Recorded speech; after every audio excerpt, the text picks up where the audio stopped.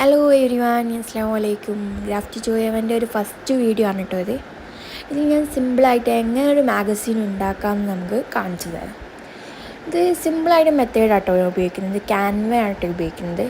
ക്യാൻവയിൽ ഇപ്പോൾ പല തരത്തിലുള്ള ടെംപ്ലേറ്റ്സ് അവൈലബിൾ ആണ്. നമുക്ക് പല മോഡൽസ് നമ്മൾ ഈസി ആയിട്ട് ഉണ്ടാക്കാൻ പറ്റുമല്ലേ ക്യാൻവ ഉപയോഗിച്ച്. അതുപോലെ തന്നെ നമുക്ക് ഈ മാഗസീനും എങ്ങനെ ഉണ്ടാക്കാമെന്ന് നോക്കാം.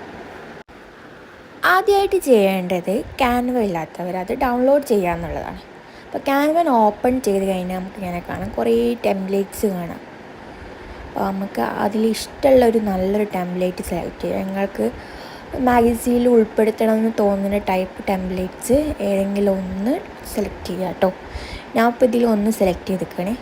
അതിലൊരു പിക്കിൽ ക്ലിക്ക് ചെയ്താൽ റിപ്ലേസ് എന്ന് പറഞ്ഞൊരു ഓപ്ഷൻ കാണാം. അവിടെ പോയി ക്ലിക്ക് ചെയ്താൽ നമുക്ക് ഫോട്ടോ റിപ്ലേസ് ചെയ്ത് കാണിക്കും. അങ്ങനെ റിപ്ലേസ് മൾട്ടിപ്പിളിൽ നമുക്ക് 3-4 ഫോട്ടോസ് അങ്ങനെ സെലക്ട് ചെയ്തിട്ട് മാറ്റാവുന്നതാണ് കേട്ടോ. അങ്ങനെ നമ്മൾ ടെംപ്ലേറ്റ്സ് വേഗം ഈസി ആയിട്ട് റെഡി ആക്കാവുന്നതാണ്. അങ്ങനെ നമ്മൾ ഫോട്ടോ എഡിറ്റ് ചെയ്ത് കഴിഞ്ഞ് സേവ് ചെയ്യുക. അങ്ങനെ നമുക്ക് ഓരോ പേജസിനനുസരിച്ച് എത്ര പേജാണോ നിങ്ങൾക്ക് വേണ്ടത് അതിനനുസരിച്ചിട്ട് നമുക്ക് ഡൗൺലോഡ് ചെയ്ത് വെക്കാം. ഇനി അടുത്തത് സ്റ്റെപ്പ് 2.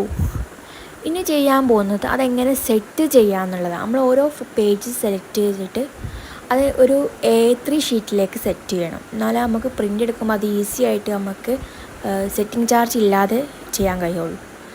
അത് സിമ്പിളാണ്. ആദ്യം നമ്മൾ ഒരു A3 ഡോക്യുമെൻ്റ് എടുത്തിട്ട്, ബ്ലാങ്ക് ആയൊരു ഡോക്യുമെൻ്റ് എടുത്തിട്ട് അതിലേക്ക് 4 ലൈൻസ് വരയ്ക്കുക കേട്ടോ. ഹൊറിസോണ്ടലി വെർട്ടിക്കലി ലൈൻസ് വരയ്ക്കാം. അങ്ങനെ A5ൻ്റെ 4 പീസ് കിട്ടി നമുക്ക്. A5ൻ്റെ മാഗസീൻ ആയതുകൊണ്ട് തന്നെ നമുക്ക് ഇങ്ങനെ പാർട്ടീഷൻ ചെയ്താൽ നമുക്ക് 4 പീസാക്കി മാറ്റാം. ഇനിയിപ്പോൾ A4നാണെങ്കിൽ നമുക്ക് 2 ആക്കിയിട്ട് പാർട്ടീഷൻ ചെയ്താൽ മതി കേട്ടോ A3നെ. ഇനി നമുക്ക് ചെയ്യാനുള്ളത് അതിലേക്ക് ഫോട്ടോ ആഡ് ചെയ്യാം. എന്നിട്ട് അതിൻ്റെ ഓരോ പാർട്ടിനനുസരിച്ചിട്ട് ആ ഫോട്ടോ അഡ്ജസ്റ്റ് ചെയ്ത് വെക്കാം. എന്നിട്ട് സെറ്റ് ചെയ്തിട്ട് സേവ് ചെയ്യാം. അങ്ങനെ നമ്മുടെ പ്രിൻറ്റിങ് പരിപാടിയും കഴിഞ്ഞിട്ടുണ്ട് കേട്ടോ. പ്രിൻറ്റിങ്ങും ചെയ്തിട്ട് ഇതുപോലെ നമ്മൾ A5ൽ സെറ്റ് ചെയ്തത് പ്രിൻറ്റ് ചെയ്തെടുത്തിക്കണം. 3 ഷീറ്റാണ് എടുത്തത്.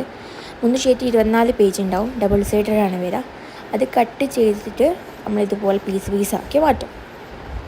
പിന്നെ അത് ഓർഡറിലേക്ക് ആക്കുക എന്നുള്ളതാണ് അടുത്ത സ്റ്റെപ്പ്. ഓർഡറിലേക്ക് ആക്കിയതിന് ശേഷം നന്നായിട്ട് കറക്റ്റ് ഇതിൽ വെച്ചിട്ട് നമുക്ക് സെൻട്രൽ സ്റ്റാപ്ലർ എന്ന് പറഞ്ഞ ഒരു സ്റ്റാപ്ലർ ഉണ്ട്. അത് ഉപയോഗിച്ച് ഇതുപോലെ 2 സൈഡിലും സ്റ്റാപ്ലർ ചെയ്യാം. ഇതാണ് കേട്ടോ ഫൈനൽ ലുക്ക്. നിങ്ങൾക്ക് ഇഷ്ടമായെങ്കിൽ എന്തായാലും ലൈക്ക് ചെയ്യുക, സബ്സ്ക്രൈബ് ചെയ്യുക, സപ്പോർട്ട് ചെയ്യുക കേട്ടോ. വേണ്ടവർ ഓർഡറും ചെയ്യുക കേട്ടോ. Thank you.